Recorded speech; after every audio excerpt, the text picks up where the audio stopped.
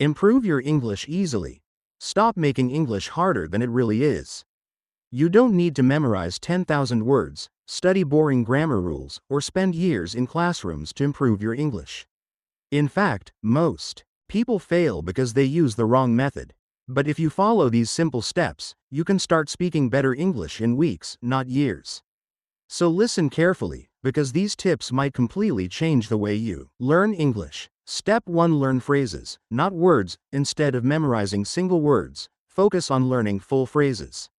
For example, don't just learn the word success.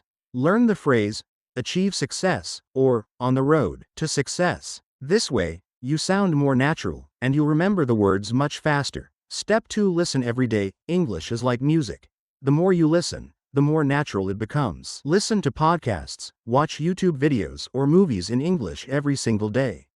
Even if you don't understand everything, your brain is training itself to recognize sounds, rhythm, and pronunciation. Step 3: Speak from day 1. Don't wait until your English is perfect. It never will be. Speak from the very first day.